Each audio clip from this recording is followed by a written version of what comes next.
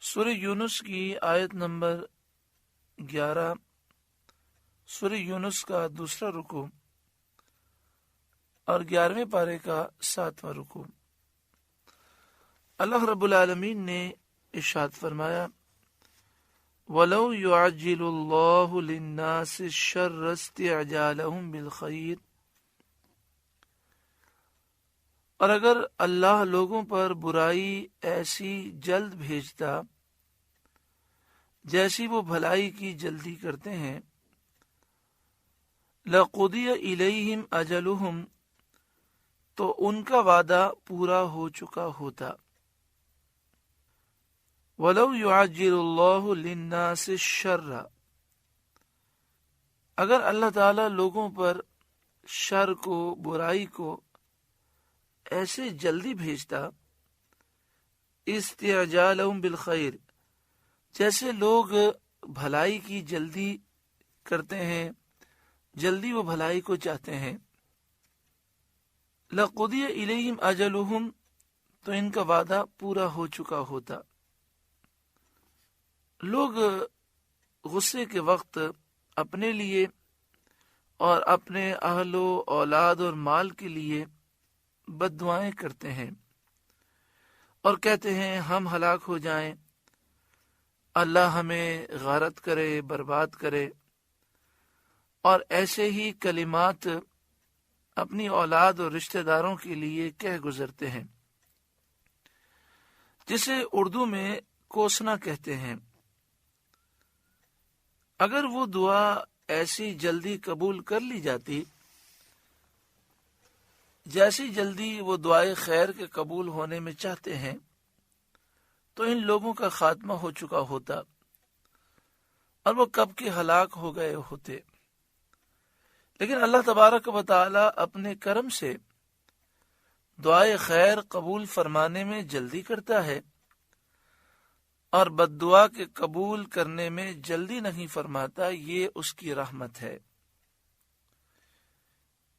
یعنی انسان غصے میں، پریشانی میں اپنے آپ کو، اپنے بال بچوں کو، اپنے مال کو، اپنے رشتہ داروں کو، دوست احباب کو بسا اوقات بد دعا دے دیتا ہے۔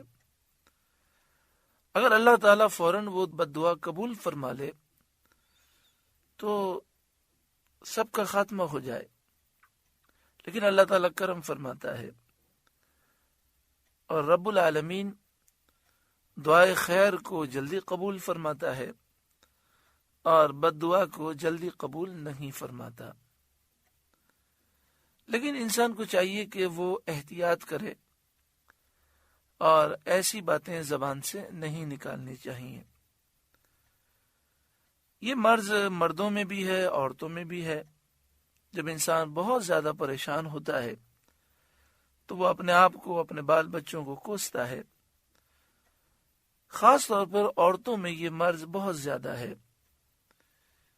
بسا اوقات وہ روزانہ ہی بعض خواتین ایسی ہیں جو اپنی اولاد کو بد دعائیں دیتی ہیں، لیکن وہ دل سے نہیں دیتی، صرف غصے میں آ کر زبان سے کہہ دیتی ہیں۔ لیکن کبھی کبھی قبولیت کے لمحات بھی ہوتے ہیں، لہذا احتیاط کرنی چاہیے۔ اللہ تعالی ہم سب کو ایسے معاملات میں صبر کرنے کی توفیق عطا فرمائے اور اپنی زبان قابو میں رکھنے کی توفیق عطا فرمائے۔ اس آیت کریمہ کا شان نزول یہ ہے کہ نضر بن حارث نے کہا تھا، یہ ایک کافر تھا، اس نے کہا تھا کہ یا رب، یہ دین اسلام اگر تیرے نزدیک سچا ہے تو ہمارے اوپر آسمان سے پتھر برسا۔ اس پر یہ آیت کریمہ نازل ہوئی اور بتایا گیا کہ اگر اللہ تعالیٰ کافروں کے لیے عذاب میں جلدی فرماتا، جیسا کہ ان کے لیے مال و اولاد وغیرہ دنیا کی بھلائی دینے میں جلدی فرمائی، تو وہ سب ہلاک ہو چکے ہوتے۔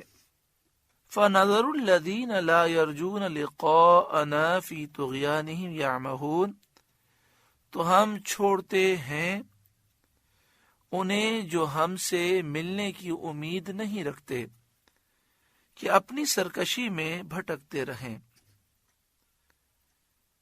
اور ہم انہیں مہلت دیتے ہیں اور ان کے عذاب میں جلدی نہیں فرماتے۔ یہ مہلت اس لیے دی جاتی ہے تاکہ وہ توبہ کریں۔ وَإِذَا مَسَّ الْإِنسَانَ الضُّرُّ دَعَانَا لِجَنبِهِ،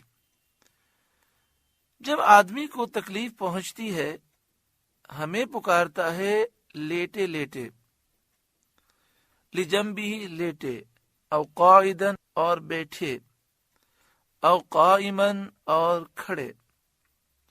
یہاں آدمی سے مراد کافر ہے، یعنی ہر حال میں اور جب تک اس کی تکلیف دور نہ ہو دعا میں مشغول رہتا ہے۔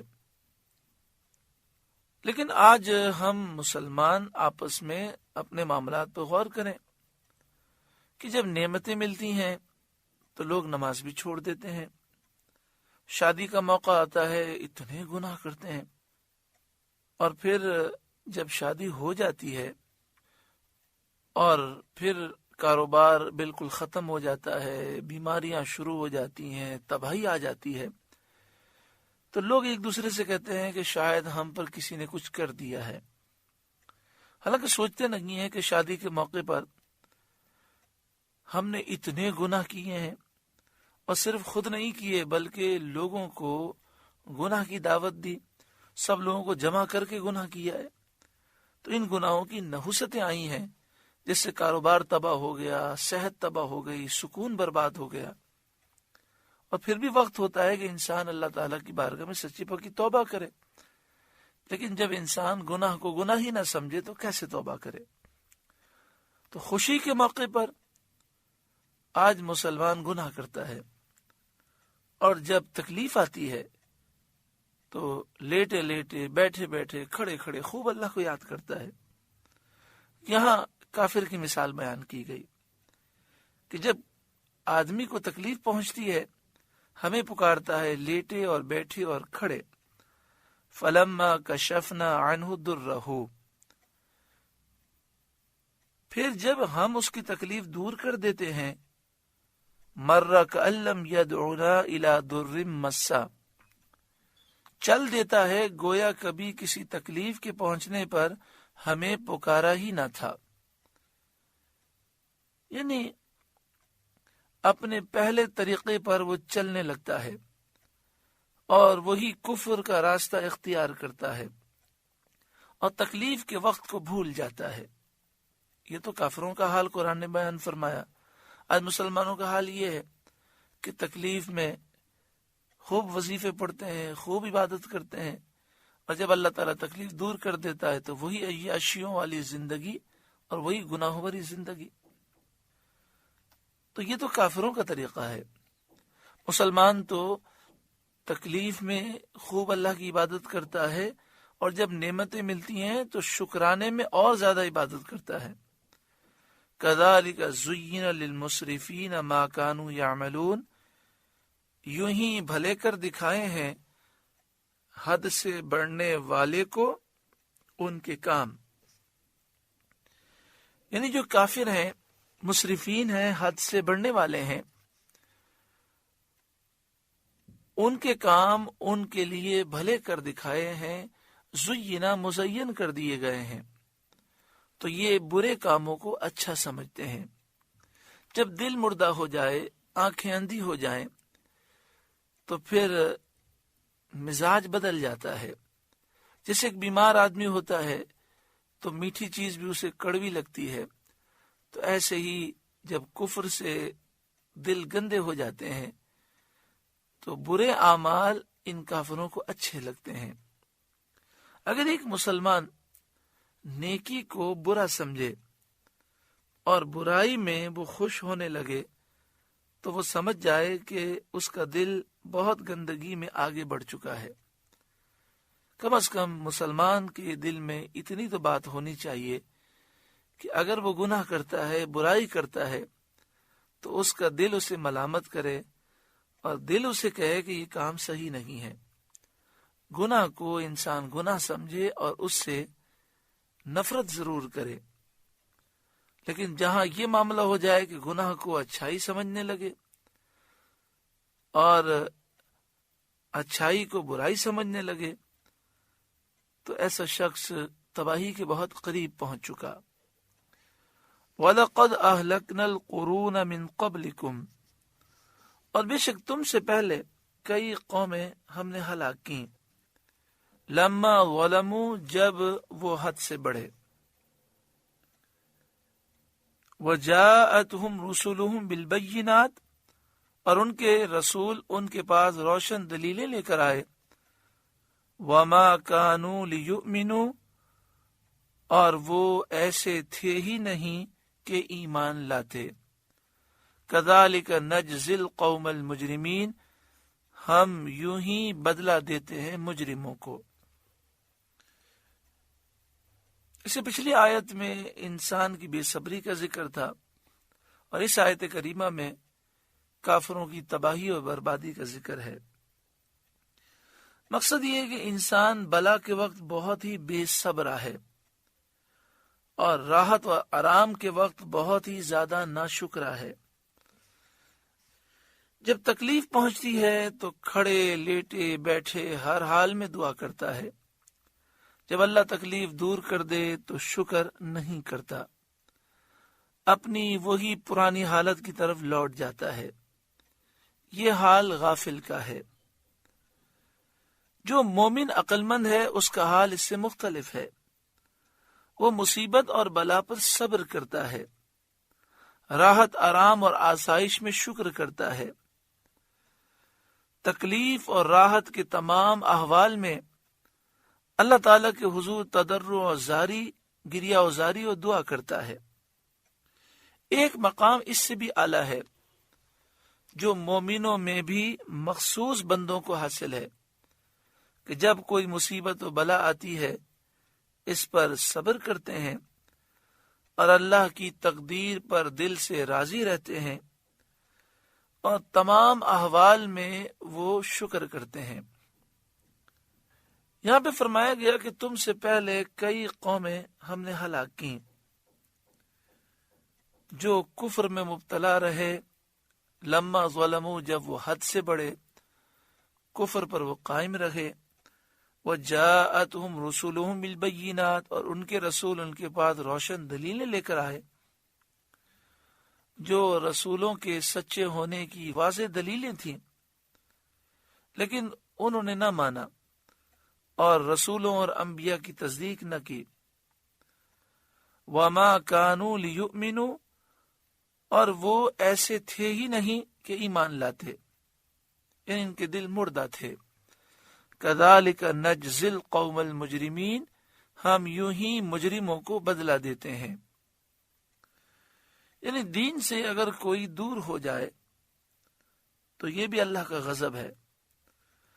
جب انسان کفر کرتا ہے، گناہ کرتا ہے اور اللہ ناراض ہو جاتا ہے، تو جس طرح ہم کسی سے ناراض ہوں تو اپنے گھر میں نہیں آنے دیتے، جب رب العالمین کو کوئی ناراض کر دیتا ہے اور پھر ہمیشہ کے لیے اس کے لیے بدبختی ہو جاتی ہے، تو ان مجرموں کو سزا یہ دی جاتی ہے کہ پھر انہیں حق سمجھ میں نہیں آتا۔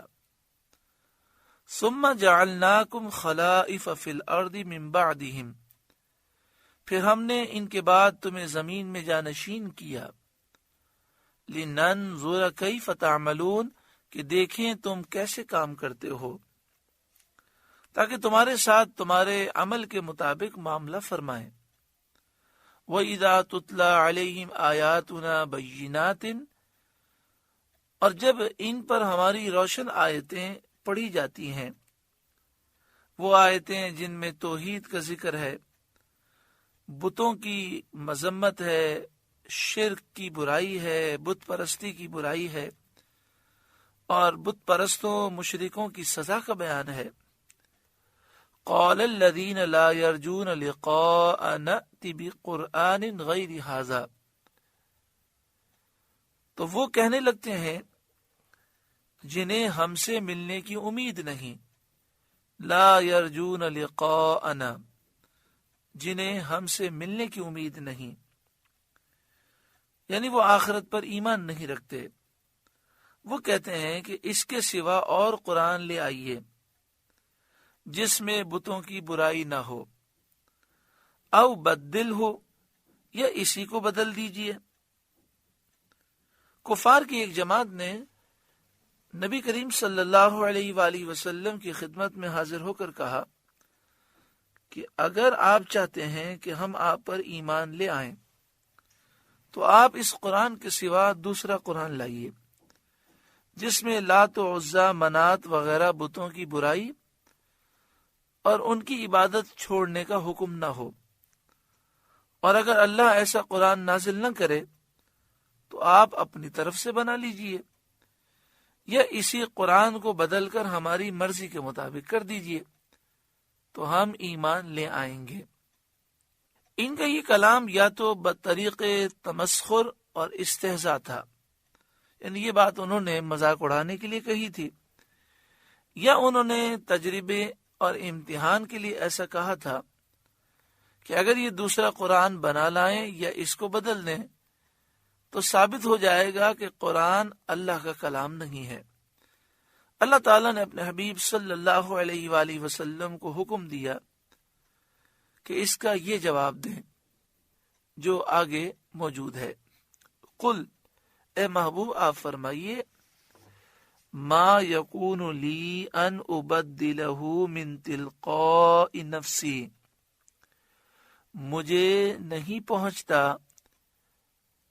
کہ میں اسے اپنی طرف سے بدل دوں، یہ میری مجال نہیں، یہ میری جرت نہیں کہ میں قرآن کو اپنی طرف سے بدل دوں۔ قرآن تو اللہ کا کلام ہے۔ ان اتبع الا ما یوحى الی، میں تو اسی کا تابع ہوں جو میری طرف وحی ہوتی ہے، میں تو اسی کی پیروی کرتا ہوں جو مجھ پر وحی نازل ہوتی ہے۔ میں اس میں کوئی تغیر، تبدل، کمی بیشی نہیں کر سکتا، یہ میرا کلام نہیں بلکہ اللہ کا کلام ہے۔ انی اخاف ان عصیت ربی عذاب یوم عظیم، میں اگر اپنے رب کی نافرمانی کروں تو مجھے بڑے دن کے عذاب کا ڈر ہے۔ میں اس کتاب کے احکام کو بدلوں، اللہ کی نافرمانی کروں تو مجھے اس بات کا ڈر ہے کہ کل بروز قیامت اللہ کا عذاب بہت سخت ہے۔ اور دوسرا قرآن بنانا انسان کی قدرت سے باہر ہے، اور مخلوق کا اس سے عاجز ہونا بالکل واضح ہے۔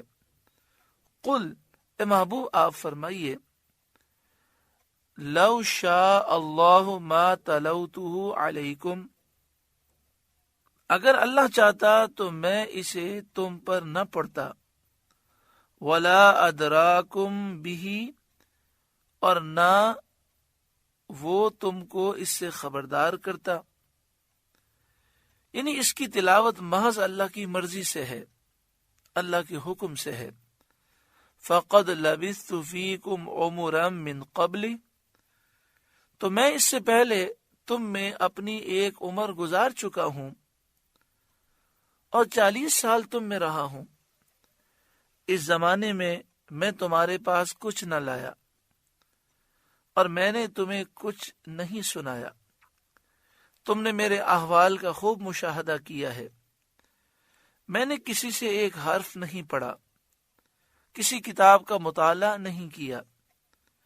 اس کے بعد یہ عظیم کتاب لایا ہوں جس کے سامنے ہر ایک کلام فصیح پست اور بے حقیقت ہو گیا۔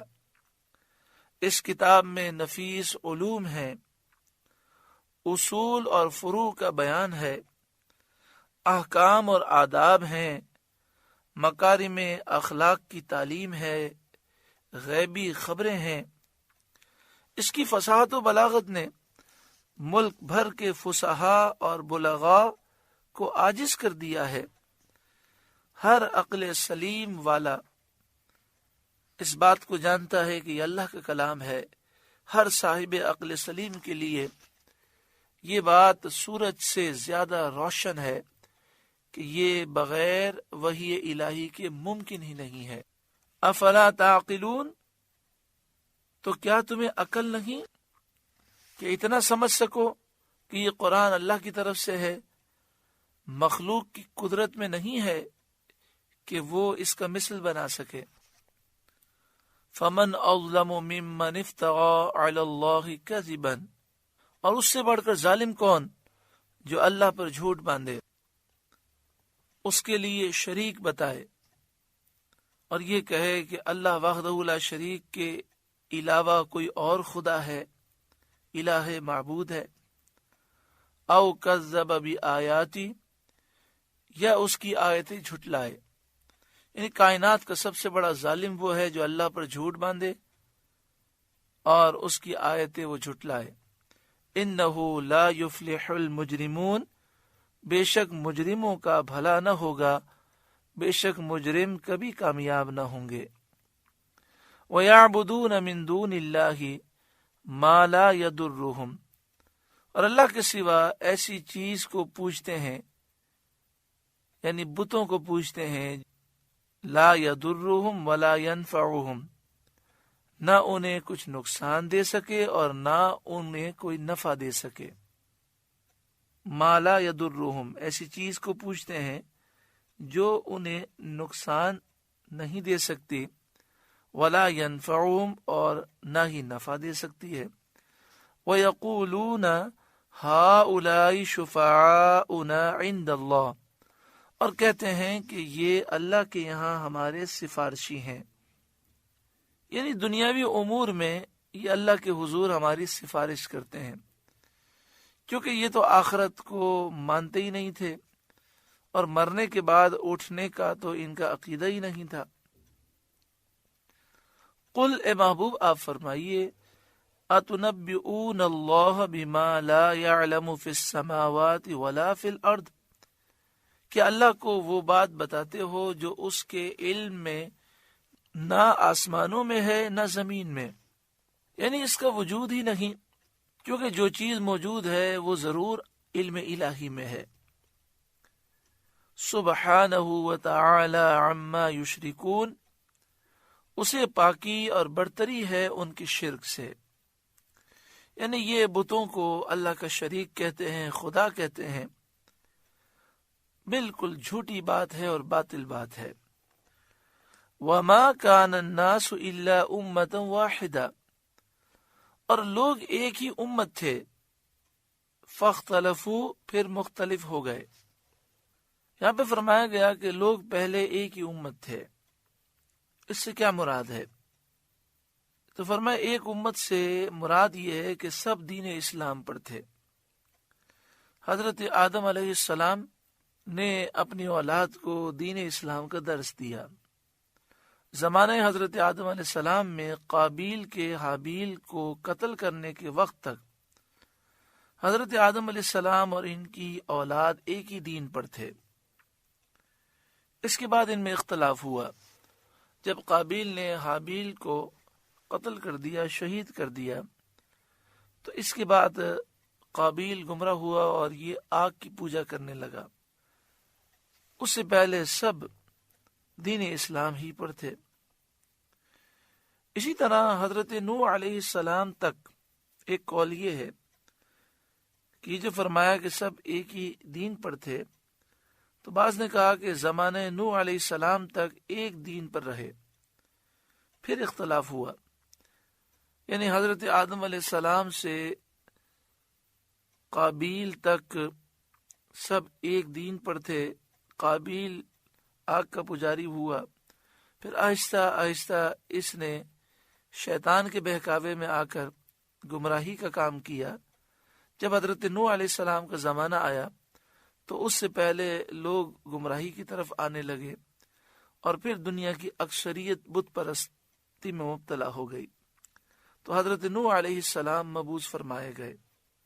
حضرت نوح علیہ السلام نے 950 برس آپ نے تبلیغ فرمائی، پھر طوفان نوح آیا اور سارے کافر ہلاک کر دیے گئے، کشتی میں جو مومنین سوار تھے وہی بچے۔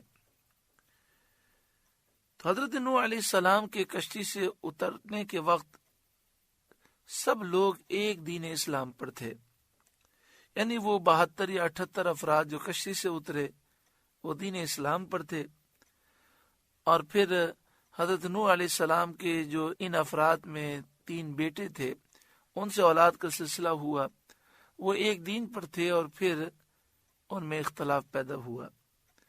ایک قول یہ ہے کہ حضرت ابراہیم علیہ السلام کے عہد سے سب لوگ ایک دین پر تھے، یعنی حضرت ابراہیم علیہ السلام کے دور مبارک میں جو لوگ کافر تھے وہ ہلاک کر دیے گئے، پھر مومنین تھے اور وہ ایک ہی دین پر تھے، یہاں تک کہ عمر بن لحی نے دین کو متغیر کیا۔ ایک قول یہ ہے کہ لوگ ایک دین پر تھے، اس سے مراد ہے کہ کفر پر تھے، پھر اللہ تعالی نے انبیاء کو بھیجا، بعض ان میں سے ایمان لائے اور بعض ایمان نہ لائے۔ بعض علماء نے کہا کہ یہ معنی ہے کہ لوگ اول خلقت میں فطرت سلیمہ پر تھے، پھر ان میں اختلافات ہوئے۔ حدیث شریف میں ہے کہ ہر بچہ فطرت پر پیدا ہوتا ہے، پھر اس کے ماں باپ اس کو یہودی بناتے ہیں یا نصرانی بناتے ہیں یا مجوسی بناتے ہیں، اور حدیث میں فطرت سے مراد فطرت اسلام مراد ہے۔ ان تمام اقوال میں کوئی اختلاف نہیں۔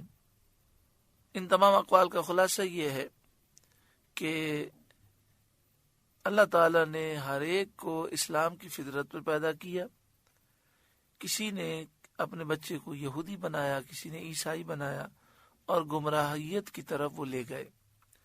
اسی طرح حضرت نوح علیہ السلام کے زمانے میں سارے کافر ہلاک ہو گئے، پھر مومنین تھے اور کافی عرصے تک مومنین ایک دین پر رہے۔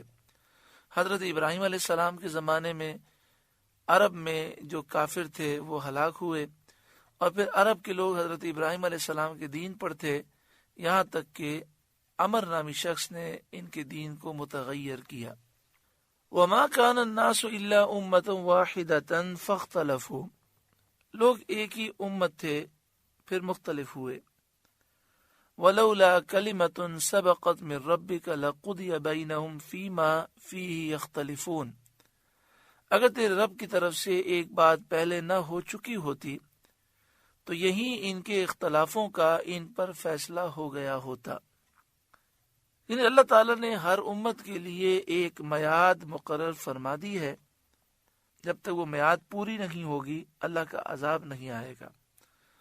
دوسری بات یہ کہ اللہ تبارک و تعالیٰ نے دنیا کو دارالامتحان، دارالعمل بنایا، اور ان اعمال کا بدلہ قیامت میں ملے گا۔ اگر یہ بات نہ ہوتی تو یہیں پر عذاب نازل ہو جاتا اور فیصلہ کر دیا جاتا۔ وَيَقُولُونَ، اور وہ کہتے ہیں، لَوْلَا أُنزِلَ عَلَيْهِ آیَةٌ مِّن رَّبِّهِ، ان پر ان کے رب کی طرف سے کوئی نشانی کیوں نہ اتری۔ جو باطل لوگ ہیں، کافر لوگ ہیں، ان کا ہمیشہ سے یہ طریقہ ہے کہ جب ان کے خلاف برہان قوی قائم ہوتی ہے، مضبوط دلیل قائم ہو جاتی ہے، اور وہ جواب سے عاجز ہو جاتے ہیں، تو وہ اس برہان اور دلیل کا ذکر اس طرح چھوڑ دیتے ہیں جیسے کہ وہ دلیل موجود ہی نہ ہوئی، وہ پیش ہی نہیں ہوئی، اور یہ کہا کرتے ہیں کہ دلیل لاؤ، دلیل لاؤ، تاکہ سننے والا یہ دھوکے میں پڑ جائے کہ ان کے سامنے اب تک کوئی دلیل ہی نہیں قائم کی گئی۔ اس طرح کفار نے حضور نبی کریم صلی اللہ علیہ وآلہ وسلم کے معجزات، اور بالخصوص قرآن کریم جو عظیم معجزہ ہے، اس کی طرف سے آنکھیں بند کر کے یہ کہنا شروع کیا کہ کوئی نشانی کیوں نہیں اتری، گویا کہ معجزات انہوں نے دیکھے ہی نہیں، اور قرآن کریم کو وہ نشانی شمار ہی نہیں کرتے۔ اللہ تعالیٰ نے اپنے رسول صلی اللہ علیہ وآلہ وسلم سے فرمایا کہ آپ فرما دیجئے کہ غیب تو اللہ کے لیے ہے، اب راستہ دیکھو، میں بھی تمہارے ساتھ راہ دیکھ رہا ہوں۔ تقریر کا جواب یہ ہے کہ دلالت قاہرہ اس پر قائم ہے، واضح دلائل موجود ہیں کہ سید عالم صلی اللہ علیہ وآلہ وسلم پر قرآن پاک کا ظاہر ہونا بہت ہی عظیم شان معجزہ ہے، کیونکہ حضور صلی اللہ علیہ وآلہ وسلم ان میں پیدا ہوئے، ان کے درمیان حضور صلی اللہ علیہ وآلہ وسلم بڑے، تمام زمانے حضور صلی اللہ علیہ وآلہ وسلم کے ان کی آنکھوں کے سامنے گزرے۔